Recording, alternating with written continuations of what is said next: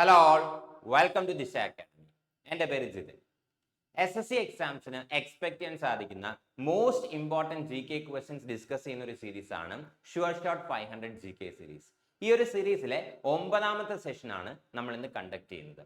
So ഒട്ടും time waste ചെയ്യേണ്ട, നമുക്ക് നേരെ ക്വസ്റ്റ്യൻസിലേക്ക് പോകാം. First question: The Quwwatul Islam Mosque was constructed in around 1197 AD by the Sultan of which of the following dynasties of Delhi Sultanate? 1197 AD construct ചെയ്ത കുവത്തുൽ Islam mosque ഏത് dynasty, Delhi സുൽത്താനേറ്റിലെ ഏത് ഡൈനാസ്റ്റിയാണ് construct ചെയ്തത് എന്നാണ് ചോദിച്ചിരിക്കുന്നത്. Option A Tughlaq dynasty, option B Khalji dynasty, option C Mamluk dynasty and option D Lodhi dynasty. ഇതിൽ ഏത് ഡൈനാസ്റ്റിയാണ് കുവത്തുൽ Islam mosque construct ചെയ്തത് എന്നാണ് ചോദിച്ചിരിക്കുന്നത്. സോ കറക്റ്റ് ആൻസർ എന്ന് പറയുന്നത് മംലൂക്ക് ഡൈനാസ്റ്റി ആണ്. Mamluk dynasty or slave dynasty. Mamluk ഡൈനാസ്റ്റിയുടെ മറ്റൊരു പേരാണെന്ത്? Slave dynasty. മാംലൂക്ക് ഡൈനാസ്റ്റി അല്ലെങ്കിൽ സ്ലേവ് ഡൈനാസ്റ്റി ആണ് കുവത്തുൽ ഇസ്ലാം മോസ്ക് എന്ത് ചെയ്തിരിക്കുന്നത്? കൺസ്ട്രക്ട് ചെയ്തിരിക്കുന്നത് in the year 1197 AD. And ഈ മാംലൂക്ക് ഡൈനാസ്റ്റി ഓർ സ്ലേവ് ഡൈനാസ്റ്റിയിലുള്ള റൂളർ ആയിട്ടുള്ള കുത്തബുദ്ദീൻ ഐബക്ക് ആണ് ഈ ഒരു കുവത്തുൽ ഇസ്ലാം മോസ്ക് എന്ത് ചെയ്തിരിക്കുന്നത്? കൺസ്ട്രക്ട് ചെയ്തിരിക്കുന്നത്. So Quwwatul Islam mosque was constructed by Qutbuddin Aibak. Qutbuddin Aibak Mamluk dynasty അല്ലെങ്കിൽ സ്ലേവ് ഡൈനാസ്റ്റിയുടെ ഫൗണ്ടർ ആണ് ആര്? കുത്തബുദ്ദീൻ ഐബക്ക് എന്ന് പറയുന്നത്. Mamluk dynasty or slave dynasty found ചെയ്ത വ്യക്തിയാണ് കുത്തബുദ്ദീൻ ഐബക്ക്. ആൻഡ് കുത്തബുദ്ദീൻ ഐബക്ക് ആണ് എന്ത് ചെയ്യുന്നത്? ഈ ഒരു കുവത്തുൽ ഇസ്ലാം മോസ്ക് കൺസ്ട്രക്ട് ചെയ്യുന്നത്. ആൻഡ് കുത്തബുദ്ദീൻ ഐബക്ക് കൺസ്ട്രക്ട് ചെയ്ത മറ്റൊരു മോസ്ക് ആണ്, കുവത്തുൽ ഇസ്ലാം മോസ്ക് കൂടാതെ കുത്തബുദ്ദീൻ ഐബക്ക് കൺസ്ട്രക്ട് ചെയ്തിട്ടുള്ള മറ്റൊരു മോസ്ക് ആണെന്ത്? അദായ് ദിൻ കാ ജോംബ്ര എന്ന് പറയുന്നത്. സോ അദായ് ദിൻ കാ ജോംബ്ര, അതായത് ദിൻ കാ ജോൺപ്ര എന്ന് പറയുന്ന ഈ ഒരു മോസ്കും കൺസ്ട്രക്ട് ചെയ്തിരിക്കുന്നത് കുത്തബുദ്ദീൻ ഐബക്ക് ആണ്. കുത്തബുദ്ദീൻ ഐബക്ക് കൺസ്ട്രക്ട് ചെയ്തിട്ടുള്ള രണ്ട് മോസ്കുകളാണ് കുവത്തുൽ ഇസ്ലാം മോസ്കും അതുപോലെ തന്നെ അതായത് ദിൻ കാ ജോംപ്ര എന്ന് പറയുന്ന മോസ്കും. ആൻഡ് ഇതിന്റെ മീനിങ് എന്ന് പറയുന്നത് 2.5 day മോസ്ക് എന്നാണ്. സോ 2.5 day മോസ്ക് എന്നാണ് ഈ ഒരു മോസ്കിനെ വിളിക്കുന്നത്. So 2.5 day mosque. 2.5 day mosque ആണെന്ത്? അതായത് ദിൻ കാ ജോംബ്ര എന്ന് പറയുന്നത്. ആൻഡ് ഇതും കൺസ്ട്രക്ട് ചെയ്ത ആര് തന്നെയാണ്? കുത്തബുദ്ദീൻ ഐബക്ക് തന്നെയാണ്. ആൻഡ് കുത്തബുദ്ദീൻ ഐബക്ക് ആണ് എന്ത് ചെയ്യുന്നത്? കുത്തബ് മിനാറിന്റെ കൺസ്ട്രക്ഷൻ സ്റ്റാർട്ട് ചെയ്യുന്നത്. കുത്തബ് മിനാറിന്റെ കൺസ്ട്രക്ഷൻ സ്റ്റാർട്ട് ചെയ്യുന്നതും കുത്തബുദ്ദീൻ ഐബക്ക് ആണ്. ബട്ട് ഇതിന്റെ കൺസ്ട്രക്ഷൻ, കുത്തബ് മിനാറിന്റെ കൺസ്ട്രക്ഷൻ ഫിനിഷ് ചെയ്യുന്നത് ഇൽത്തുമിഷ് ആണ്. സ്റ്റാർട്ട് ചെയ്യുന്നത്, കുത്തബ് മിനാറിന്റെ കൺസ്ട്രക്ഷൻ സ്റ്റാർട്ട് ചെയ്യുന്നത് കുത്തബുദ്ദീൻ ഐബക്ക് ആണ്. ബട്ട് ഈ ഒരു കൺസ്ട്രക്ഷൻ ഫിനിഷ് ചെയ്യുന്നത്, കുത്തബ് മിനാർ ഫിനിഷ് ചെയ്യുന്നത് ഇൽത്തുമിഷ് ആണ്. കുത്തബുദ്ദീൻ ഐബക്കിനെ സക്സീഡ് ചെയ്ത് മാംലൂക്ക് ഡൈനാസ്റ്റിയിൽ വന്നിട്ടുള്ള റൂളർ ആണെന്ത്? ഇൽത്തുമിഷ് എന്ന് പറയുന്നത്. ആൻഡ് ഇൽത്തുമിഷ് എന്ന് പറയുന്നത് കുത്തബുദ്ദീൻ ഐബക്കിന്റെ സൺ ഇൻ ലോ ആണ്. കുത്തബുദ്ദീൻ ഐബക്കിന്റെ സൺ ഇൻ ലോ ആയിട്ടുള്ള ഇൽത്തുമിഷ് ആണ് എന്ത് ചെയ്യുന്നത്? കുത്തബുദ്ദീൻ ഐബക്കിനെ സക്സീഡ് ചെയ്യുന്നതും കുത്തബ് മിനാറിന്റെ കൺസ്ട്രക്ഷൻ കംപ്ലീറ്റ് ചെയ്യുന്നതും. ആൻഡ് ഈ ഒരു ഡൽഹി സുൽത്താനേറ്റില്, സോ ഡൽഹി സുൽത്താനേറ്റില് ഏതൊക്കെ ഡൈനാസ്റ്റീസ് ഉണ്ട് എന്ന് നോക്കിയാൽ, ഡൽഹി സുൽത്താനേറ്റ് എന്ന് പറയുമ്പോൾ കുറെ ഡൈനാസ്റ്റീസ് ഈ ഒരു ഡൽഹി സുൽത്താനേറ്റിൽ എന്താണ്? ഇൻക്ലൂഡഡ് ആണ്. ആൻഡ് ഈ ഡൽഹി സുൽത്താനേറ്റിൽ ഏതൊക്കെ ഡൈനാസ്റ്റീസ് ഉണ്ടെന്ന് ചോദിച്ചു കഴിഞ്ഞാൽ, ഫസ്റ്റ് വൺ സ്റ്റാർട്ട് ചെയ്യുന്നത് മാംലൂക്ക് ഡൈനാസ്റ്റി ഓർ സ്ലേവ് ഡൈനാസ്റ്റി വെച്ചിട്ടാണ്. മാംലൂക്ക് ഡൈനാസ്റ്റി അല്ലെങ്കിൽ സ്ലേവ് ഡൈനാസ്റ്റി ആണ് ഈ ഒരു ഫസ്റ്റ് ഡൈനാസ്റ്റി എന്ന് പറയുന്നത്. അതിനെ ഫോളോ ചെയ്തുകൊണ്ട് ഖൽജി ഡൈനാസ്റ്റി, ഡൈനാസ്റ്റി ഉണ്ട്. ആൻഡ് ഖൽജി ഡൈനാസ്റ്റിയെ ഫോളോ ചെയ്തുകൊണ്ട് തുഗ്ലക് ഡൈനാസ്റ്റി ഉണ്ട്. ആൻഡ് തുഗ്ലക് ഡൈനാസ്റ്റി ഫോളോ ചെയ്തുകൊണ്ട് സൈദ് ഡൈനാസ്റ്റി, ആൻഡ് സൈദ് ഡൈനാസ്റ്റിയെ ഫോളോ ചെയ്തുകൊണ്ട് ലോധി ഡൈനാസ്റ്റി. ഇത്രയും ഡൈനാസ്റ്റീസ് ചേരുന്നതാണെന്ത്? ഡൽഹി സുൽത്താനേറ്റ് എന്ന് പറയുന്നത്. സോ ഡൽഹി സുൽത്താനേറ്റ് നോക്കിക്കഴിഞ്ഞാൽ മാംലൂക്ക് ഡൈനാസ്റ്റീസിനെ ഫോളോ ചെയ്തുകൊണ്ട് Khalji dynasty, then Tughlaq dynasty, Sayyid dynasty and Lodi dynasty. ഇത്രയും ഡൈനാസ്റ്റീസ് ആണ് ഡൽഹി സുൽത്താനേറ്റിൽ എന്ത് ചെയ്തിരിക്കുന്നത്? ഇൻക്ലൂഡ് ചെയ്തിരിക്കുന്നത്. Next question: Which of the following articles of the Indian Constitution mentions about the organization of village panchayats? Village പഞ്ചായത്തിന്റെ ഓർഗനൈസേഷനെ കുറിച്ച് മെൻഷൻ ചെയ്യുന്ന ഇന്ത്യൻ കോൺസ്റ്റിറ്റ്യൂഷന്റെ ആർട്ടിക്കിൾ ഏതാണ് എന്നാണ് ചോദിച്ചിരിക്കുന്നത്. Option A article 40, option B article 31, option C article 44 and option D article 36. So which of the following articles deals with the organization of village panchayats? Correct answer എന്ന് പറയുന്നത് article 40 ആണ്. So article 40 ആണ് എന്ത് ചെയ്യുന്നത്, organisation of village പഞ്ചായത്തിനെ കുറിച്ച് deal ചെയ്യുന്ന article എന്ന് പറയുന്നത്. Article 40 deals with the organisation of village panchayat. Village പഞ്ചായത്തിന്റെ ഓർഗനൈസേഷനെ കുറിച്ച് ഡീൽ ചെയ്യുന്ന ആർട്ടിക്കിൾ ആണ് ആർട്ടിക്കിൾ 40 എന്ന് പറയുന്നത്. ആൻഡ് ബാക്കിയുള്ള ആർട്ടിക്കിൾസ് എന്തൊക്കെയാണെന്ന് നോക്കിക്കഴിഞ്ഞാൽ ആർട്ടിക്കിൾ 44 എന്ന് പറയുന്നത് യൂണിഫോം സിവിൽ കോഡിനെ കുറിച്ച് ഡീൽ ചെയ്യുന്ന ആർട്ടിക്കിൾ ആണെന്ത്, article 44. So article 44 deals with uniform civil code. Uniform civil കോഡിനെ കുറിച്ച് ഡീൽ ചെയ്യുന്ന ആർട്ടിക്കിൾ ആണെന്ത്, ആർട്ടിക്കിൾ 44 എന്ന് പറയുന്നത്. ആൻഡ് ഇന്ത്യയിൽ ആദ്യമായിട്ട് യൂണിഫോം സിവിൽ കോഡ് ഇംപ്ലിമെന്റ് ചെയ്ത സ്റ്റേറ്റ് ഏതാണെന്ന് ചോദിച്ചു കഴിഞ്ഞാൽ ഇറ്റ് ഈസ് ഉത്തരാഖണ്ഡ്. ഉത്തരാഖണ്ഡ് ആണ് ഇന്ത്യയിൽ ആദ്യമായിട്ട് എന്ത് ചെയ്യുന്നത്, UCC uniform civil code implement ചെയ്യുന്ന സ്റ്റേറ്റ് എന്ന് പറയുന്നത്. So the first state to implement uniform civil code in India എന്ന് പറയുന്ന ആരാണ്, ഉത്തരാഖണ്ഡ് ആണ് ഇന്ത്യയിൽ ആദ്യമായിട്ട് UCC ഇംപ്ലിമെന്റ് ചെയ്യുന്നത്. ആൻഡ് ആർട്ടിക്കിൾ 36 എന്താണെന്ന് ചോദിച്ചു കഴിഞ്ഞാൽ DPSP-യിൽ ഡയറക്റ്റീവ് പ്രിൻസിപ്പിൾസ് ഓഫ് സ്റ്റേറ്റ് പോളിസിയിൽ സ്റ്റേറ്റിനെ കുറിച്ച് അല്ലെങ്കിൽ സ്റ്റേറ്റിന്റെ ഡെഫിനിഷൻ പ്രൊവൈഡ് ചെയ്യുന്നത് ആർട്ടിക്കിൾ 36 ആണ്.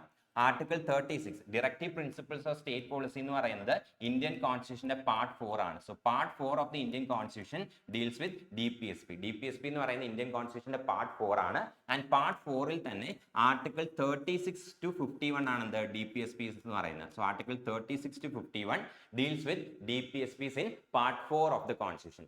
ഇതിൽ DPSP-യിലുള്ള ആർട്ടിക്കിൾസിലെല്ലാം തന്നെ എവിടെയൊക്കെ സ്റ്റേറ്റ് മെൻഷൻഡ് ആണോ ആ സ്റ്റേറ്റിന്റെ ഡെഫിനിഷൻ, ആ സ്റ്റേറ്റ് എന്ന് പറഞ്ഞ ടേമിനകത്ത് എന്തൊക്കെ ഇൻക്ലൂഡ് ചെയ്യും അല്ലെങ്കിൽ സ്റ്റേറ്റിന്റെ ഡെഫിനിഷൻ എന്താണ് എന്ന് മെൻഷൻ ചെയ്യുന്ന ആർട്ടിക്കിൾ ആണെന്ത്, ആർട്ടിക്കിൾ 36 എന്ന് പറയുന്നത്.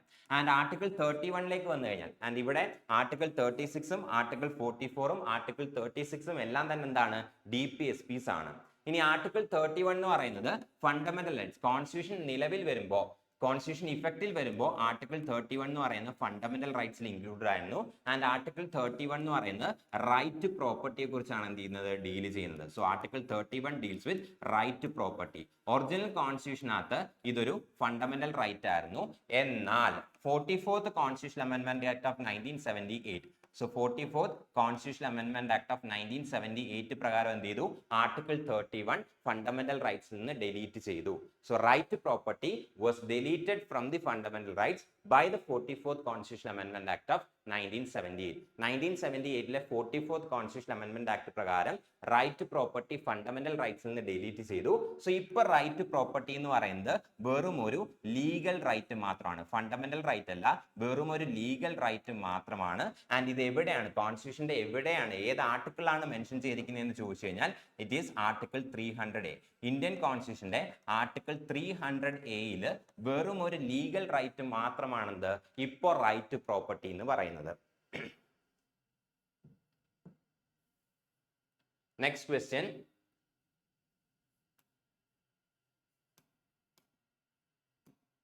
what was the actual growth rate of the first 5-year plan? First 5-year planന്റെ actual growth rate എന്തായിരുന്നു എന്നാണ് question. Option A 2.6%, option B 4.2%, option C 3.6% and option D 2.1%. First 5-year പ്ലാന്റെ actual growth rate എന്തായിരുന്നു? So correct answer എന്ന് പറയുന്നത് 3.6% ആണ്. 3.6% ആണ് first 5-year പ്ലാന്റെ ആക്ച്വൽ ഗ്രോത്ത് റേറ്റ് എന്ന് പറയുന്നത്. ആൻഡ് ഫസ്റ്റ് 5-year പ്ലാന്റെ ടാർഗറ്റ് ഗ്രോത്ത് റേറ്റ് എത്രയാണെന്ന് ചോദിച്ചു കഴിഞ്ഞാൽ, so what is a target growth rate? First 5-year plan എത്ര ഗ്രോത്ത് അച്ചീവ് ചെയ്യാനാണ് ടാർഗറ്റ് ചെയ്തതെന്ന് ചോദിച്ചു കഴിഞ്ഞാൽ ഇറ്റ് ഈസ് 2.1%. സോ 2.1% ആയിരുന്നു ഫസ്റ്റ് 5-year പ്ലാന്റെ ടാർഗറ്റ് ഗ്രോത്ത് റേറ്റ് എന്ന് പറയുന്നത്. ബട്ട് നമ്മൾ എന്ത് ചെയ്തു, ആ ഒരു ടാർഗറ്റും എക്സീഡ് ചെയ്തുകൊണ്ട് 3.6% ഗ്രോത്ത് റേറ്റ് എന്ത് ചെയ്തു, അച്ചീവ് ചെയ്തു. So first 5-year plan was A successful 5-year plan. And first 5-year plan എന്ന് പറയുന്നത് 1951 മുതൽ 56 വരെയുള്ള പീരീഡിലാണ് എന്ത് ചെയ്യുന്നത്, ഫസ്റ്റ് 5-year പ്ലാൻ ഇംപ്ലിമെന്റ് ചെയ്യുന്നത്. 1951 to 56 ആണ് ഫസ്റ്റ് 5-year പ്ലാന്റെ ടെന്യൂർ എന്ന് പറയുന്നത്. ആൻഡ് ഫസ്റ്റ് 5-year പ്ലാൻ എന്ന് പറയുന്നത് ഇറ്റ് ഫോക്കസ്ഡ് ഓൺ അഗ്രികൾച്ചർ. അഗ്രികൾച്ചറിലാണ് എന്ത് ചെയ്യുന്നത്, ഫസ്റ്റ് 5-year പ്ലാൻ ഫോക്കസ് ചെയ്യുന്നത്. അതുകൊണ്ട് തന്നെ ഒരുപാട് ഇറിഗേഷൻ പ്രൊജക്ട്സും ഒരുപാട് ഡാംസും എന്ത് ചെയ്തിട്ടുണ്ട്, ഫസ്റ്റ് 5-year പ്ലാന്റെ ടെന്യൂറിൽ കൺസ്ട്രക്ട് ചെയ്തിട്ടുണ്ട്.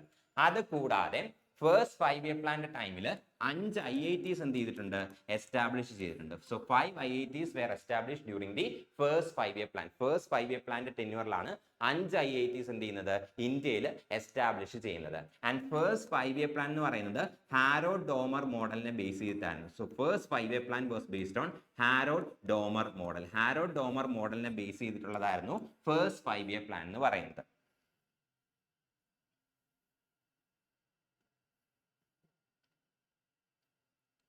വിജയദശമി അടുത്തെത്തി കഴിഞ്ഞു. ആൻഡ് വിജയദശമിയിൽ ഈ വിജയദശമിയിൽ നിങ്ങളൊരു പുതിയ സ്റ്റാർട്ട് ആഗ്രഹിക്കുന്നു, ഗവൺമെന്റ് എക്സാംസിന് വേണ്ടിയിട്ട് പ്രിപ്പയർ ചെയ്യാനായിട്ട് നിങ്ങൾ ആഗ്രഹിക്കുന്നു എന്നുണ്ടെങ്കിൽ ദിശ അക്കാഡമിയുടെ എല്ലാ കോഴ്സസിനും വിജയദശമി ഓഫർ ആപ്ലിക്കബിൾ ആണ്. ആൻഡ് ഈ ഒരു വിജയദശമിയിൽ നിങ്ങൾക്ക് SSC, RRB ആൻഡ് ബാങ്ക് ഈ ദിശ അക്കാഡമിയുടെ ഏത് കോഴ്സ് എടുത്തു കഴിഞ്ഞാലും 20% ഓഫർ കിട്ടുന്നതായിരിക്കും. ആൻഡ് അതിന് വേണ്ടിയിട്ട് ഈ ഒരു കൂപ്പൺ കോഡ് അപ്ലൈ ചെയ്താൽ മതി, വിജയ്20. എല്ലാ കോഴ്സസിനും SSCയുടെ, RRB ആൻഡ് ബാങ്ക് എല്ലാ എക്സാംസിന്റെ കോഴ്സസിനും ഈ ഒരു 20% ഓഫർ ആപ്ലിക്കബിൾ ആണ്. ആൻഡ് കൂപ്പൺ കോഡ് ഈസ് വിജയ്20. ആൻഡ് ഫർദർ ഡീറ്റെയിൽസ് എന്തെങ്കിലും ആവശ്യമുണ്ടെങ്കിൽ ഈ ഒരു നമ്പറിൽ കോൺടാക്ട് ചെയ്താൽ മതി.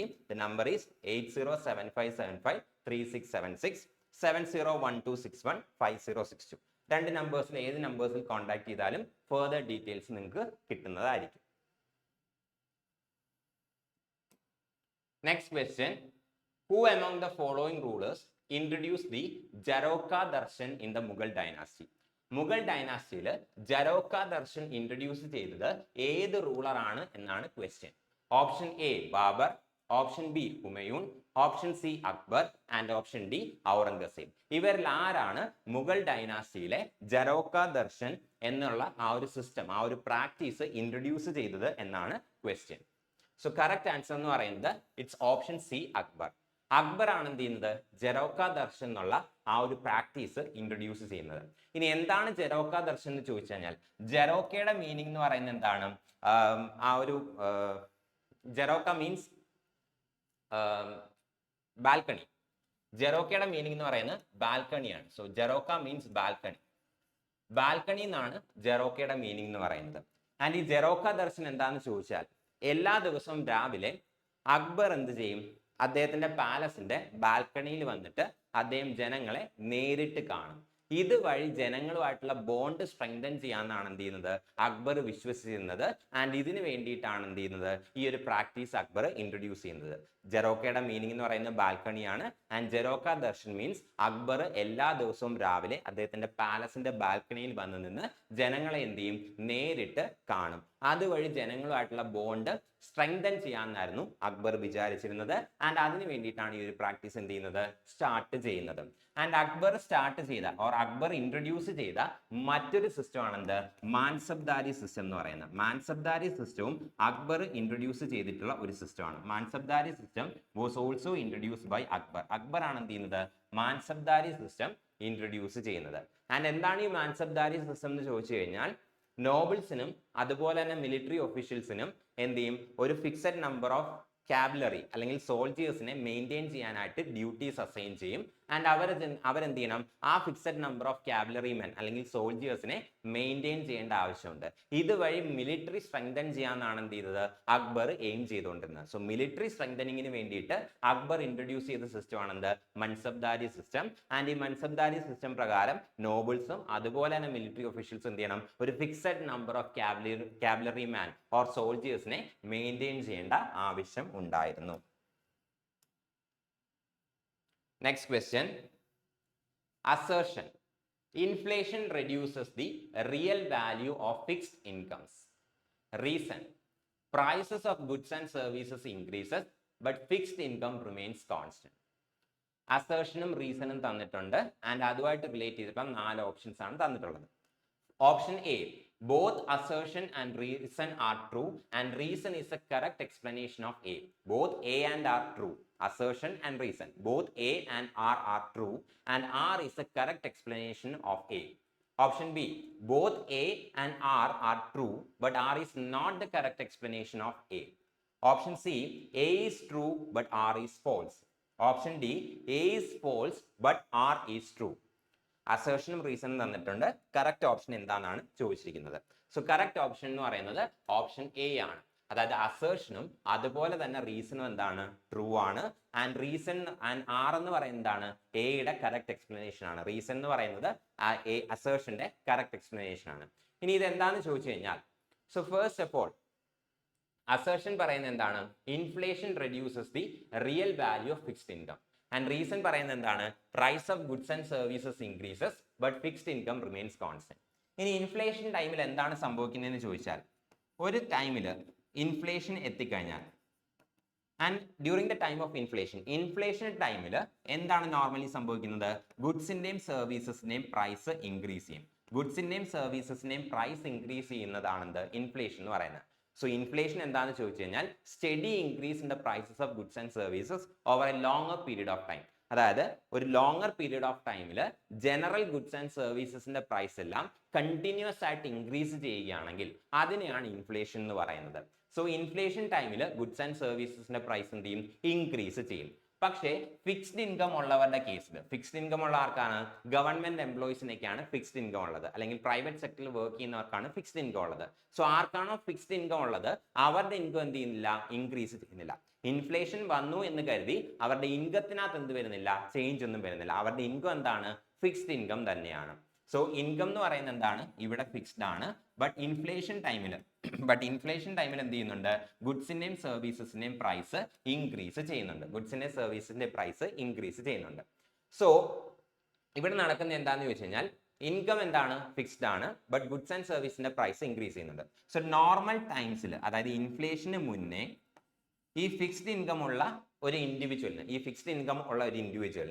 100 റുപ്പീസിന് 100 രൂപ കൊടുത്തു കഴിഞ്ഞാൽ 10 kg റൈസ് പർച്ചേസ് ചെയ്യാൻ സാധിക്കുമെങ്കിൽ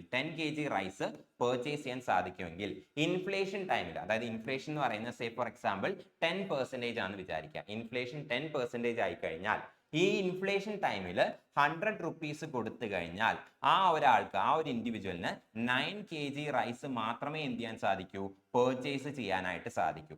ഇൻഫ്ലേഷന് മുന്നേ നോർമൽ ടൈമിൽ 100 രൂപ കൊടുത്തു കഴിഞ്ഞാൽ 10 kg റൈസ് കിട്ടും, 10 കിലോ അരി കിട്ടുമെങ്കിൽ ഇൻഫ്ലേഷൻ 10% ആയിട്ട് ഇൻക്രീസ് ചെയ്തപ്പോൾ ഇതേ 100 രൂപ കൊടുത്തു കഴിഞ്ഞാൽ 9 kg റൈസ് എന്ത് ചെയ്യുള്ളൂ, കിട്ടുള്ളൂ. കാരണം ഗുഡ്സ് ആൻഡ് സർവീസിന്റെ പ്രൈസ് എന്ത് ചെയ്തു, ഇൻക്രീസ് ചെയ്തു. സോ 100 രൂപ കൊടുത്താൽ 9 കിലോ അരി മാത്രമേ എന്ത് ചെയ്യുള്ളൂ, ഇവിടെ കിട്ടുള്ളൂ. അതായത് 100 രൂപയുടെ പർച്ചേസിംഗ് പവർ എന്ത് ചെയ്തു, അവിടെ ഡിക്രീസ് ചെയ്തു.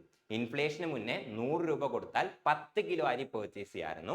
ബട്ട് ഇൻഫ്ലേഷൻ വന്നപ്പോൾ 100 രൂപ കൊടുത്താൽ 9 കിലോ അരി എന്ത് ചെയ്യാൻ പറ്റൂ, പർച്ചേസ് ചെയ്യാൻ സാധിക്കൂ. അതായത് പർച്ചേസിംഗ് പവർ ഓഫ് മണി എന്ത് ചെയ്തു, ഇവിടെ ഡിക്രീസ് ചെയ്തു. During inflation the purchasing power of money decreases. Purchasing power of money എന്ത് ചെയ്യുന്നു, ഇവിടെ ഡിക്രീസ് ചെയ്യുന്നു. ഏത് ടൈമിൽ, ഡ്യൂറിംഗ് ദ പീരീഡ് ഓഫ് ഇൻഫ്ലേഷന്റെ പീരീഡിൽ എന്ത് ചെയ്യുന്നു, ഡിക്രീസ് ചെയ്യുന്നു. അതായത് ഫിക്സ്ഡ് ഇൻകത്തിന്റെ റിയൽ വാല്യൂ എന്ത് ചെയ്യുന്നു, റെഡ്യൂസ് ചെയ്യുന്നു. Purchasing power of money reduce ചെയ്യുന്നു, വിച്ച് മീൻസ് ഫിക്സ്ഡ് ഇൻകം ഉള്ളവരുടെ റിയൽ വാല്യൂ എന്ത് ചെയ്യുന്നു, അല്ലെങ്കിൽ അവരുടെ ഫിക്സ്ഡ് ഇൻകത്തിന്റെ റിയൽ വാല്യൂ എന്ത് ചെയ്യുന്നു, ഡിക്രീസ് ചെയ്യുന്നു. അതായത് ഇൻഫ്ലേഷൻ ടൈമിൽ അവർക്ക് ഈ ഒരു ഇൻകം അല്ലെങ്കിൽ ആ ഒരു മണി യൂസ് ചെയ്ത് കഴിഞ്ഞ് lesser number of goods and services മാത്രമേ എന്ത് ചെയ്യാൻ സാധിക്കൂ, പർച്ചേസ് ചെയ്യാൻ സാധിക്കൂ. അതുകൊണ്ടാണ് അസേർഷനും റീസണും ട്രൂ ആകുന്നതും ആർ എന്ന് പറയുന്നത് എയുടെ കറക്റ്റ് എക്സ്പ്ലനേഷൻ ആയിട്ട് മാറുന്നതും. ഇൻഫ്ലേഷൻ ടൈമിൽ ഗുഡ്സ് ആൻഡ് സർവീസസിന്റെ പ്രൈസ് ഇൻക്രീസ് ചെയ്യുന്നു, പക്ഷേ ഇൻകം എന്താണ്, ഫിക്സ്ഡ് ആണ്. ഗുഡ്സ് ആൻഡ് സർവീസസിന്റെ പ്രൈസ് ഇൻക്രീസ് ചെയ്യുന്നു, വിച്ച് മീൻസ് മണി യൂസ് ചെയ്ത്, അതായത് ഇൻഫ്ലേഷന് മുന്നേ 100 രൂപ യൂസ് ചെയ്ത് എന്ത് പർച്ചേസ് ചെയ്യാൻ സാധിക്കുമോ അതിനേക്കാളും കുറവ് മാത്രമേ എന്ത് ചെയ്യാൻ സാധിക്കൂ, ഇൻഫ്ലേഷൻ ടൈമിൽ പർച്ചേസ് ചെയ്യാൻ സാധിക്കൂ. അതായത് ഫിക്സ്ഡ് ഇൻകത്തിന്റെ റിയൽ വാല്യൂ എന്ത് ചെയ്യുന്നു, റെഡ്യൂസ് ചെയ്യുന്നു. Next question. In August 2022, the Ministry of Social Justice and Empowerment launched the DASH scheme with an aim to provide comprehensive rehabilitation services to the people engaged in begging in 75 municipalities. August 2022 ministry of social justice and empowerment ഒരു scheme launch ചെയ്തിരുന്നു. And ആ സ്കീമിന്റെ objective എന്ന് പറയുന്നത് എന്താണ്, 75 മുനിസിപ്പാലിറ്റീസിൽ ബെഗിങ്ങിൽ, ഭിക്ഷാടനത്തിൽ involve ആയിരുന്നവർക്ക് rehabilitation, comprehensive ആയിട്ടുള്ള rehabilitation provide ചെയ്യുക എന്നുള്ളതായിരുന്നു ആ ഒരു എയിം എന്ന് പറയുന്നത്. ആൻഡ് ആ സ്കീം ഏതാണ് എന്നാണ് ചോദിച്ചിരിക്കുന്നത്. Option A smile 75, option B beam 75, option C twinkle 75 and option D rise 75. ഇതിലേതാണ് ആ ഒരു സ്കീം എന്നാണ് ചോദിച്ചിരിക്കുന്നത്. സോ കറക്റ്റ് ആൻസർ എന്ന് പറയുന്നത് സ്മൈൽ 75 ആണ്. സ്മൈൽ 75 ആണ് എന്ത് August 2022 ministry of social justice and empowerment launch ചെയ്ത സ്കീം എന്ന് പറയുന്നത്. ആൻഡ് ഈ സ്മൈലിന്റെ എക്സ്പാൻഷൻ എന്താണെന്ന് ചോദിച്ചു കഴിഞ്ഞാൽ support for marginalised individuals, support for marginalised individuals,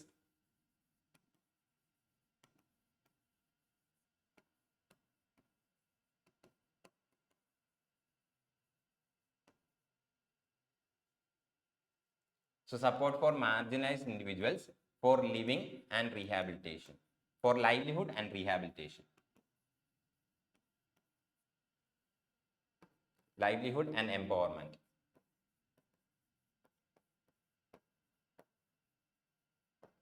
ഇതായിരുന്നു സ്മൈലിന്റെ എക്സ്പാൻഷൻ എന്ന് പറയുന്നത്. So the expansion of smile is support for marginalised individuals four livelihood and empowerment, sorry enterprise, empowerment അല്ല എന്റർപ്രൈസ്, ഫോർ എന്റർപ്രൈസ്. ഇതാണ് smile സ്കീമിന്റെ expansion എന്ന് പറയുന്നത്. Support for marginalised individuals four livelihood and enterprise, support for marginalised individuals four livelihood and enterprise. ഈ ഒരു scheme എന്ന് പറയുന്നത് ministry of social justice and empowerment ആണ് എന്ത് ചെയ്യുന്നത്, ലോഞ്ച് ചെയ്യുന്നത്. ലോഞ്ച് ഇയർ ഏതാണെന്ന് ചോദിച്ചു കഴിഞ്ഞാൽ ഓഗസ്റ്റ് 2022 ആണ് ലോഞ്ച് ഇയർ എന്ന് പറയുന്നത്. ഏതാണ് നോഡൽ മിനിസ്ട്രി എന്ന് ചോദിച്ചു കഴിഞ്ഞാൽ ministry of social justice and empowerment ആണ്. ആൻഡ് ഈ ഒരു സ്കീമിന്റെ എക്സ്പാൻഷൻ എന്ന് പറയുന്നത് support for marginalised individuals four livelihood and enterprise ആണ്. ആൻഡ് ഈ ഒരു സ്കീമിന്റെ ഒബ്ജക്റ്റീവ് എന്താണെന്ന് ചോദിച്ചു കഴിഞ്ഞാൽ ബെഗിങ്ങിൽ, അർബൻ ഏരിയാസിൽ ബെഗിങ്ങിൽ ഇൻവോൾവ് ആയിട്ടുള്ളവരെ എന്ത് ചെയ്യുക, ആ ഒരു ബെഗിങ്ങിൽ നിന്ന് പിന്തിരിപ്പിക്കുകയും അവർക്ക് കോംപ്രിഹെൻസീവ് ആയിട്ടുള്ള റീഹാബിലിറ്റേഷൻ പ്രൊവൈഡ് ചെയ്യും. ആൻഡ് ഈ കോംപ്രിഹെൻസീവ് റീഹാബിലിറ്റേഷൻ ഉദ്ദേശിക്കുന്നത് അവരെ എന്ത് ചെയ്യുക, കൗൺസിൽ ചെയ്യുക, കൗൺസിൽ ചെയ്തതിന് ശേഷം എന്ത് ചെയ്യുക, അവർക്ക് പ്രോപ്പർ ഹെൽത്ത് കെയർ കൊടുക്കുക, അവർക്ക് പ്രോപ്പർ ആയിട്ടുള്ള സ്കിൽ ഡെവലപ്മെന്റ് വേണ്ടിയിട്ടുള്ള ഓപ്പർച്യൂണിറ്റീസ് കൊടുക്കുക, അവർക്ക് വൊക്കേഷണൽ ട്രെയിനിങ് കൊടുക്കുക. അതുവഴി എന്ത് ചെയ്യുക, അവരെ മറ്റൊരു ജോലിയിലേക്ക് അല്ലെങ്കിൽ മറ്റൊരു എന്റർപ്രൈസിലേക്ക്, അവർ സ്വന്തമായിട്ട് എന്ത് ചെയ്യുക, ഒരു എന്റർപ്രൈസ് അല്ലെങ്കിൽ ഒരു ബിസിനസ് സ്റ്റാർട്ട് ചെയ്യുന്ന രീതിയിൽ എന്ത് ചെയ്യുക, അവരെ എംപവർ ചെയ്ത് വിടുക എന്നുള്ളതാണ് എന്ത് ഈ ഒരു സ്കീമിന്റെ മെയിൻ എയിം എന്ന് പറയുന്നത്. സോ ബെഗിങ്, അർബൻ ഏരിയാസിൽ ബെഗിങ് അല്ലെങ്കിൽ ഭിക്ഷാടനം എന്ത് ചെയ്യുക, എലിമിനേറ്റ് ചെയ്യുക. എങ്ങനെ, ബെഗിങ്ങിൽ ഇൻവോൾവ് ആയിട്ടുള്ളവർക്ക് പ്രോപ്പർ ആയിട്ടുള്ള റീഹാബിലിറ്റേഷൻ, അതിപ്പോ ഹെൽത്ത് കെയർ ആയാലും എഡ്യൂക്കേഷൻ ആയാലും അങ്ങനെയുള്ള എല്ലാ ഫെസിലിറ്റീസും പ്രൊവൈഡ് ചെയ്തുകൊണ്ട് എന്ത് ചെയ്യുക, അവരെ ആ ഒരു ബെഗിങ്ങിൽ നിന്ന് പിന്തിരിപ്പിക്കുകയും മറ്റൊരു റീഹാബിലിറ്റേഷൻ അല്ലെങ്കിൽ മറ്റൊരു എംപ്ലോയ്മെന്റ് ഓപ്പർച്യൂണിറ്റി പ്രൊവൈഡ് ചെയ്യുക എന്നുള്ളതാണ് എന്ത് ഈ ഒരു സ്കീമിന്റെ മെയിൻ എയിം എന്ന് പറയുന്നത്.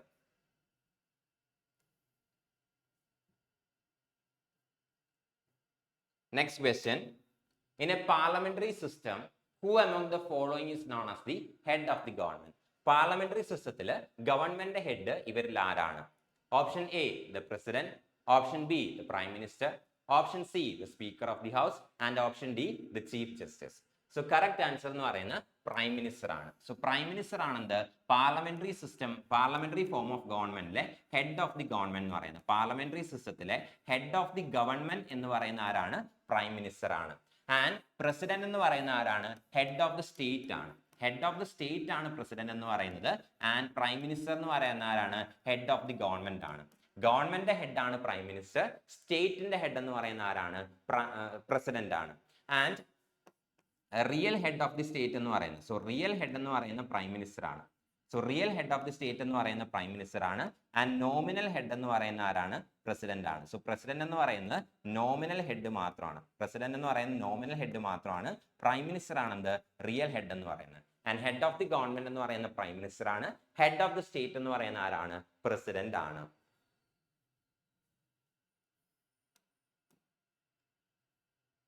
Next question.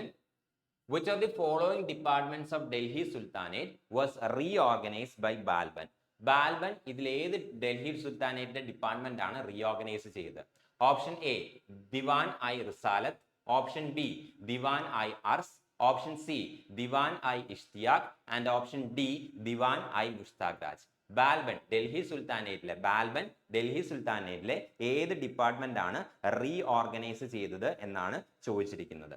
So correct answer എന്ന് പറയുന്നത് ദിവാൻ ഐ അർസ് ആണ്. ദിവാൻ ഐ അർസ് ആണെന്ത് ബാൽബൻ റീഓർഗനൈസ് ചെയ്ത ഡൽഹി സുൽത്താനേറ്റിലെ ഡിപ്പാർട്ട്മെന്റ് എന്ന് പറയുന്നത്. ആൻഡ് ഇതെന്ന് പറയുന്നതാണ് മിലിറ്ററി അഫയേഴ്സുമായിട്ട് റിലേറ്റ് ചെയ്തിട്ടുള്ള ഡിപ്പാർട്ട്മെന്റ് ആണ്. So it is related with military affairs. Military അഫയേഴ്സുമായിട്ട് റിലേറ്റ് ചെയ്തിട്ടുള്ള ഡിപ്പാർട്ട്മെന്റ് ആണെന്ത് ദിവാൻ ഐ അർസ് എന്ന് പറയുന്നത്. Diwan i Arz is related with the military department. അതേസമയം ദിവാൻ ഐ റിസാലത്ത് എന്ന് പറയുമ്പോൾ foreign affairs and justice department ആണ്. So foreign affairs and justice department ആണെന്ത് ദിവാൻ ഐ റിസാലത്ത് എന്ന് പറയുന്നത്. So it relates to the department of foreign affairs and justice. Foreign അഫയേഴ്സും ജസ്റ്റിസുമായിട്ട് റിലേറ്റ് ചെയ്തിട്ടുള്ള ഡിപ്പാർട്ട്മെന്റ് ആണെന്ത് ദിവാൻ ഐ റിസാലത്ത് എന്ന് പറയുന്നത്. ആൻഡ് ദിവാൻ ഐ ഇഷ്തിയാഖ് എന്ന് പറയുന്നത് പെൻഷനുമായിട്ട് റിലേറ്റ് ചെയ്തിട്ടുള്ള ഡിപ്പാർട്ട്മെന്റ് ആണ്. പെൻഷനുമായിട്ട് റിലേറ്റ് ചെയ്തിട്ടുള്ള ഡിപ്പാർട്ട്മെന്റ്സ് ആണെന്ത് ദിവാൻ ഐ ഇഷ്തിയാഖ് എന്ന് പറയുന്നത്. ആൻഡ് ദിവാൻ ഐ മുഷ്താഖ് രാജ് എന്ന് പറയുന്നത് ഇതെന്ന് പറയുന്ന റവന്യൂ അരിയേഴ്സിന്റെ ഇൻവെസ്റ്റിഗേഷനുമായിട്ട് ബന്ധപ്പെട്ടുള്ള ഡിപ്പാർട്ട്മെന്റ് ആണ്. So it is related to the investigation of revenue arrears. Revenue അരിയേഴ്സിന്റെ ഇൻവെസ്റ്റിഗേഷനുമായിട്ട് ബന്ധപ്പെട്ടുള്ള ഡിപ്പാർട്ട്മെന്റ് ആണ് ദിവാൻ ഐ മുഷ്താഖ് രാജ്. സോ ഇത് നാലും ഡൽഹി സുൽത്താനേറ്റിൽ ഉണ്ടായിരുന്ന ഡിപ്പാർട്ട്മെന്റ് ആണ്. ഇതിൽ ദിവാൻ ഐ അർസ് അതായത് ഡിപ്പാർട്ട്മെന്റ് ഓഫ് മിലിറ്ററി അഫയേഴ്സ് ആണ് എന്ത് ചെയ്യുന്നത് ബാൽബൻ റീഓർഗനൈസ് ചെയ്യുന്നത്, അദ്ദേഹത്തിന്റെ മിലിറ്ററി ഒന്ന് സ്ട്രെങ്തൻ ചെയ്യുന്നതിന് വേണ്ടിയിട്ട്. ബാക്കിയുള്ള ഡിപ്പാർട്ട്മെന്റ്സ് ഏതൊക്കെയാണെന്ന് ചോദിച്ചു കഴിഞ്ഞാൽ ദിവാൻ ഐ റിസാലത്ത് എന്ന് പറയുന്നത് foreign affairs and justice department ആണ്.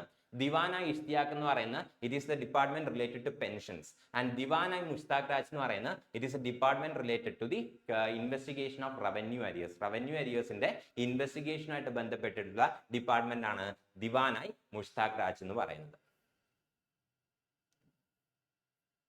Next question. The rule of law is a key feature of the Indian Constitution, which is a doctrine ascribed to dash. Rule of law എന്ന് പറയുന്നത് ആരുടെ കോൺസെപ്റ്റ് ആണ് അല്ലെങ്കിൽ ആരുടെ തിയറി ആണെന്നാണ് question. Option A Montesquieu, option B A V Dicey, option C John Locke, option D Rousseau. ഇവരിൽ ആരാണ് rule of ലോയുടെ പ്രൊപ്പൗണ്ടർ എന്നാണ് ക്വസ്റ്റ്യൻ. സോ കറക്റ്റ് ആൻസർ എന്ന് പറയുന്നത് എ വി ഡൈസി ആണ്. എ വി ഡൈസി ആണ് റൂൾ ഓഫ് ലോയുടെ propounder എന്ന് പറയുന്നത്. ആൻഡ് എ വി ഡൈസി എന്ന് പറയുന്നത് he was a British jurist. A V Dicey എന്ന് പറയുന്നത് ഒരു ബ്രിട്ടീഷ് ജൂറിസ്റ്റ് ആയിരുന്നു. അതുകൊണ്ട് തന്നെ റൂൾ ഓഫ് ലോ എന്ന് പറയുന്നതാണ് ഒരു ബ്രിട്ടീഷ് കോൺസെപ്റ്റ് ആണ് അല്ലെങ്കിൽ ബ്രിട്ടീഷ് ഒറിജിൻ ഉള്ള ഒരു കോൺസെപ്റ്റ് ആണെന്ത് റൂൾ ഓഫ് ലോ എന്ന് പറയുന്നത്, which was propounded by A V Dicey who was a British jurist. And ഈ റൂൾ ഓഫ് ലോയ്ക്ക് 3 കമ്പോണൻസ് ഉണ്ട്. When it comes to the rule of law എടുത്തു കഴിഞ്ഞാൽ ഇതിന് 3 കമ്പോണൻസ് ഉണ്ട്. ഏതൊക്കെയാണ് ആ കമ്പോണൻസ് എന്ന് വെച്ച് കഴിഞ്ഞാൽ ഫസ്റ്റ് വൺ ആണെന്ത് സുപ്രീമസി ഓഫ് ദ ലോ എന്ന് പറയുന്നത്. അതായത് ലോ ആണെന്ത് ഏറ്റവും സുപ്രീം എന്ന് പറയുന്നത്. എവറിത്തിങ് എല്ലാത്തിനും മുകളിൽ എന്താണ് ലോ ആണ്. സുപ്രീമസി ഓഫ് ദ ലോ ആണെന്ത് ഒരു കമ്പോണന്റ് എന്ന് പറയുന്നത്. രണ്ടാമത്തെ കമ്പോണന്റ് എന്ന് പറയുന്നത് ഇക്വാളിറ്റി ബിഫോർ ലോ ആണ്. അതായത് നിയമത്തിന്റെ മുമ്പിൽ എന്താണ് എല്ലാവരും ഈക്വൽ ആണ്. അവിടെ പ്രത്യേകിച്ച് വേർതിരിവൊന്നുമില്ല. റിച്ച് ആയിക്കോട്ടെ പൂർ ആയിക്കോട്ടെ ഒഫീഷ്യൽ ആയിക്കോട്ടെ നോൺ ഒഫീഷ്യൽ ആയിക്കോട്ടെ എല്ലാവരും നിയമത്തിന് മുമ്പിൽ എന്താണ് ഈക്വൽ ആണ്. That is equality before law. And third one എന്ന് പറയുന്നത് primacy of the rights of individuals. Rule of ലോയുടെ മൂന്നാമത്തെ കമ്പോണന്റ് ആണ് primacy of the rights of individuals. Primacy of the rights of individuals ഇതാണ് മൂന്നാമത്തെ കമ്പോണന്റ് എന്ന് പറയുന്നത്. Primacy of the rights of individuals. This is a third component of rule of law. ഇതാണ് rule of ലോയുടെ 3 components എന്ന് പറയുന്നത്. Supremacy of the law അതായത് law ആണെന്ത് എല്ലാം എന്ന് പറയുന്നത്. എവറിത്തിങ് ഈസ് ലോ അല്ലെ എവറിത്തിങ് എന്ന് പറയുന്നത് അല്ലെങ്കിൽ സുപ്രീമസി ഓഫ് ദ ലോ ആണെന്ത് എല്ലാത്തിനും മുകളിലുള്ളത്. സെക്കൻഡ് വൺ എന്ന് പറയുന്നതാണ് equality before law. That is all are equal before law. നിയമത്തിന് മുമ്പിൽ എന്താണ് എല്ലാവരും ഈക്വൽ ആണ്. അവിടെ എന്തില്ല പ്രത്യേകിച്ച് ഡിസ്ക്രിമിനേഷൻ ഇല്ല. റിച്ച് എന്നോ പൂർ എന്നോ ഒഫീഷ്യലിനോ നോൺ ഒഫീഷ്യലിനോ യാതൊരു വിധത്തിലുള്ള ഡിസ്ക്രിമിനേഷനും ഉണ്ടായിരിക്കുന്നതല്ല. ആൻഡ് തേർഡ് വൺ എന്ന് പറയുന്നതാണ് primacy of the rights of individuals. And ഇതിൽ ഈ റൂൾ ഓഫ് ലോയിൽ നമ്മുടെ ഇന്ത്യൻ കോൺസ്റ്റിറ്റ്യൂഷനിൽ ഈ 2 കമ്പോണൻസ് മാത്രമാണ് എന്ത് ചെയ്തിരിക്കുന്നത് അഡോപ്റ്റ് ചെയ്തിരിക്കുന്നത്. ഇനി primacy of the rights of individuals എന്താണെന്ന് ചോദിച്ചു കഴിഞ്ഞാൽ ഇൻഡിവിജ്വൽസിന്റെ റൈറ്റ്സിൽ നിന്നാണ് കോൺസ്റ്റിറ്റ്യൂഷന് പവർ കിട്ടുന്നതെന്നാണ് primacy of the rights of individuals പറയുന്നത്. അതായത് ഇൻഡിവിജ്വൽസിന്റെ റൈറ്റ്സ് ആണ് എന്ത് ചെയ്യുന്നത് റൈറ്റ്സ് ആണ് എന്ത് ചെയ്യുന്നത് പിന്നീട് കോൺസ്റ്റിറ്റ്യൂഷൻ ആയിട്ട് മാറുന്നതെന്നാണ് primacy of the rights of individuals പറയുന്നത്. പക്ഷേ ഇന്ത്യയുടെ കേസിൽ ഇന്ത്യയുടെ കോൺസ്റ്റിറ്റ്യൂഷൻ ആണ് എന്ത് ചെയ്യുന്നത് ഇൻഡിവിജ്വൽസിന് റൈറ്റ്സ് പ്രൊവൈഡ് ചെയ്യുന്നത്. Primacy of the rights of individuals പറയുന്നതനുസരിച്ച് ഇൻഡിവിജ്വൽസിന്റെ റൈറ്റ്സ് ആണ് എന്ത് ചെയ്യുന്നത് പിന്നീട് കോൺസ്റ്റിറ്റ്യൂഷൻ ആയിട്ട് മാറുന്നത്. എന്നാൽ ഇന്ത്യയുടെ കേസിൽ ഇന്ത്യയുടെ കോൺസ്റ്റിറ്റ്യൂഷൻ ആണ് എന്ത് ചെയ്യുന്നത് ഇന്ത്യയിലുള്ള സിറ്റിസൺസിന് റൈറ്റ്സ് പ്രൊവൈഡ് ചെയ്യുന്നത്. സോ ഈ ഒരു കമ്പോണന്റ് നമ്മുടെ ഇന്ത്യൻ കോൺസ്റ്റിറ്റ്യൂഷൻ അല്ലെങ്കിൽ ഇന്ത്യൻ പൊളിറ്റിയുടെ ഭാഗമല്ല.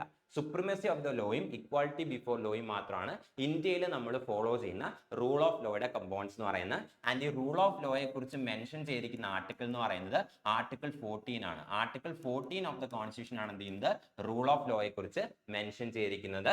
ആൻഡ് ഈ റൂൾ ഓഫ് ലോ എന്ന് പറയുന്നത് ഇന്ത്യൻ കോൺസ്റ്റിറ്റ്യൂഷന്റെ ബേസിക് സ്ട്രക്ചറിൽ പെടുന്ന ഒരു കാര്യമാണ്. It forms a part of the basic structure of the constitution. Indian കോൺസ്റ്റിറ്റ്യൂഷന്റെ ബേസിക് സ്ട്രക്ചറിന്റെ ഒരു പാർട്ടാണെന്ത് ഈ ഒരു റൂൾ ഓഫ് ലോ എന്ന് പറയുന്നത്.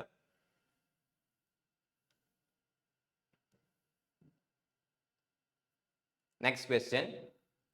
Consider the following statements regarding the Rowlatt Act of 1919. First statement. The act gave the British government the power to arrest and detain individuals without trial.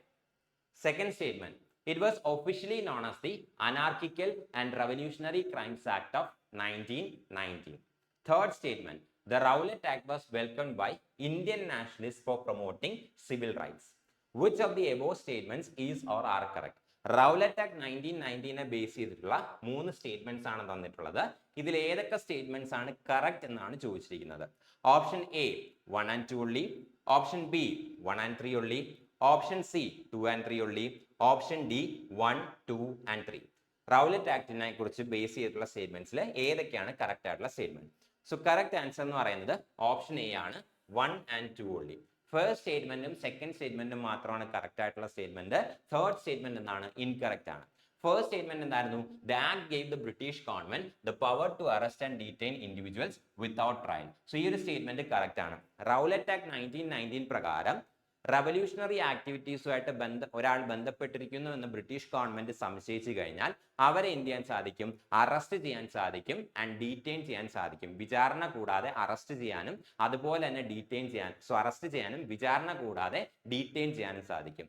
And ഈ ഒരു act പ്രകാരം British ഓഫീഷ്യൽസിന് അല്ലെങ്കിൽ പോലീസിന് എന്ത് ചെയ്യാൻ സാധിക്കും, വാറണ്ട് ഒന്നും കൂടാതെ തന്നെ വീടുകൾ സെർച്ച് ചെയ്യാനുള്ള പവർ എന്ത് ചെയ്തിരുന്നു, റൗലറ്റ് ആക്ട് 1919 പ്രൊവൈഡ് ചെയ്തിരുന്നു.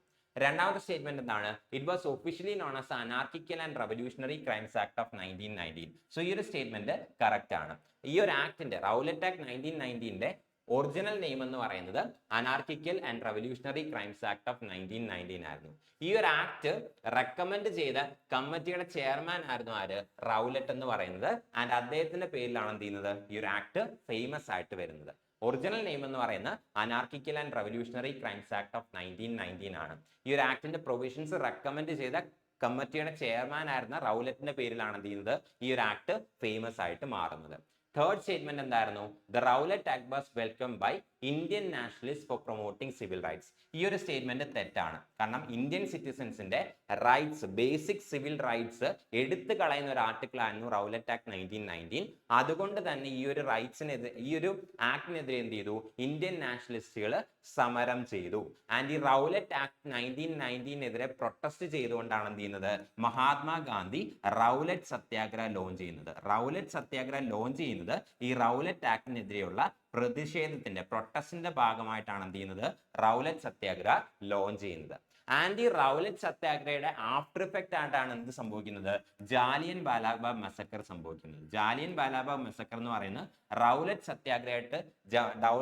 സത്യാഗ്രഹയുടെ ആഫ്റ്റർ ഇഫക്റ്റ് ആയിട്ടാണ് എന്ത് ചെയ്യുന്നത്, ജാലിയൻ വാലാബാഗ് മസക്കർ 1919 സംഭവിക്കുന്നത്. അതായത് റൗലറ്റ് സത്യാഗ്രഹമായിട്ട് ബേസ് ചെയ്ത്, റൗലറ്റ് സത്യാഗ്രഹം എന്ന് പറയുന്നത് മഹാത്മാഗാന്ധി ലോഞ്ച് ചെയ്ത ഒരു സത്യാഗ്രഹ മൂവ്മെന്റ് ആയിരുന്നു. And all India, pan India ലെവലിൽ ഈ ഒരു സത്യാഗ്രഹ മൂവ്മെന്റ് നടക്കുന്നുണ്ടായിരുന്നു. ആൻഡ് പഞ്ചാബിലും റൗലറ്റ് സത്യാഗ്രഹയുടെ ഭാഗമായിട്ട് എന്ത് ചെയ്തു, മൂവ്മെന്റ്സ് സ്റ്റാർട്ട് ചെയ്തു. ആൻഡ് അത് ഹെഡ് ചെയ്യുന്നത് ഡോക്ടർ സൈഫുദ്ദീൻ കിസ്ലുവും സത്യപാൽ മാലിക്കും ആയിരുന്നു. കോൺഗ്രസിന്റെ ഫേമസ് ലീഡേഴ്സ് ആയിരുന്നു. ഇവരെ എന്ത് ചെയ്തു, ബ്രിട്ടീഷ് ഗവൺമെന്റ് അറസ്റ്റ് ചെയ്തു. അതിന്റെ ഭാഗമായിട്ട് പ്രൊട്ടസ്റ്റ് ചെയ്യുന്നതിന് വേണ്ടിയിട്ട് പീസ്ഫുൾ ആയിട്ട് ഒരു ഗ്രൂപ്പ് ഓഫ് ആൾക്കാർ എന്ത് ചെയ്തു, ജാലിയൻ വാലാബാഗ് എന്നുള്ള ഒരു ഗാർഡനിൽ, ഒരു ഹിസ്റ്റോറിക്കൽ ഗാർഡൻ ആണ് near the golden temple of Amritsar. അമൃത്സറിലുള്ള ഗോൾഡൻ ടെമ്പിളിന്റെ അടുത്തുള്ള ഒരു ഗാർഡൻ ആണ് എന്ത്, ജാലിയൻ വാലാബാഗ് എന്ന് പറയുന്നത്. സോ ഈ കോൺഗ്രസ് ലീഡേഴ്സിന്റെ, ഡോക്ടർ സൈഫുദ്ദീൻ കിസ്ലുവിന്റെയും സത്യപാൽ മാലിക്കിന്റെയും അറസ്റ്റിൽ പ്രൊട്ടസ്റ്റുമായിട്ട് എന്ത് ചെയ്തു, ഒരു ഗ്രൂപ്പ് ഓഫ് ആൾക്കാർ ജാലിയൻ വാലാബാഗിൽ പീസ്ഫുൾ ആയിട്ട് ഒത്തുകൂടി. ബട്ട് ആ ഒരു ഒരു ടൈമിൽ പഞ്ചാബിൽ എന്തുണ്ടായിരുന്നു, ഒത്തുകൂടൽ, ആൾക്കാർ കൂട്ടം കൂടുന്നത് തടഞ്ഞുകൊണ്ടുള്ള ഓർഡർ നിലവിലുണ്ടായിരുന്നു. സോ ഇതറിഞ്ഞ ജനറൽ REH ഡയർ എന്ത് ചെയ്തു, ബ്രിട്ടീഷ് ഓഫീഷ്യൽസിനെ, ബ്രിട്ടീഷ് ഫോഴ്സസിനെ എന്ത് ചെയ്തു, ജാലിയൻ വാലാബാഗിലേക്ക് അയച്ചു. ആൻഡ് ജാലിയൻ വാലാബാഗിലെ എക്സിറ്റിനും എൻട്രൻസിനും അകത്തേക്ക് പ്രവേശിക്കാനും പുറത്തേക്ക് ഇറങ്ങാനുമുള്ള ഏക എക്സിറ്റ് എന്ത് ചെയ്തു, ബ്രിട്ടീഷ് ആർമി ബ്ലോക്ക് ചെയ്തു. ആൻഡ് അതിനുശേഷം എന്ത് ചെയ്തു, ആ ജനക്കൂട്ടത്തിന് നേരെ വെടിയുതിർത്തു. അതിന്റെ ഭാഗമായിട്ട് എന്ത് ചെയ്തു, 100 കണക്കിന് ആൾക്കാർ അവിടെ മരണപ്പെട്ടു. ദാറ്റ് വാസ് ദി ജാലിയൻ വാലാബാഗ് മസക്കർ ഓഫ് 1919. ആൻഡ് ഈ ജാലിയൻ വാലാബാഗ് മസക്കറിൽ പ്രൊട്ടസ്റ്റ് ചെയ്തുകൊണ്ടാണ് എന്ത് ചെയ്യുന്നത്, മഹാത്മാഗാന്ധി അദ്ദേഹത്തിന്റെ ടൈറ്റിൽ ആയിട്ടുള്ള കൈസറായ് ഹിന്ദ് എന്ത് ചെയ്യുന്നത്, അദ്ദേഹം ഉപേക്ഷിക്കുന്നത്. ജാലിയൻ വാലാബാഗ് മസക്കറിൽ പ്രൊട്ടസ്റ്റ് ചെയ്തുകൊണ്ട് മഹാത്മാഗാന്ധി എന്ത് ചെയ്തു, അദ്ദേഹത്തിന്റെ ടൈറ്റിൽ ആയിട്ടുള്ള കൈസറായ് ഹിന്ദ് റെനൗൺസ് ചെയ്തു. അതുപോലെ തന്നെ രവീന്ദ്രനാഥ ടാഗോർ എന്ത് ചെയ്തു, അദ്ദേഹത്തിന്റെ നൈറ്റ്ഹുഡും എന്ത് ചെയ്തു, ഈ ഒരു ജാലിയൻ വാലാബാഗ് മസക്കറിൽ പ്രതിഷേധിച്ചുകൊണ്ട് റെനൗൺസ് ചെയ്തു, ഉപേക്ഷിക്കുക ഉണ്ടായി. ഇത്രയും ക്വസ്റ്റ്യൻസ് ആണ് ഇന്നത്തെ ഈ ഒരു സെഷനിൽ നമ്മൾ ഡിസ്കഷന് വേണ്ടിയിട്ട് സെലക്ട് ചെയ്തിരുന്നത്. കൂടുതൽ ക്വസ്റ്റ്യൻസുമായിട്ട് അടുത്ത സെഷനിൽ മീറ്റ് ചെയ്യാം. Thank you.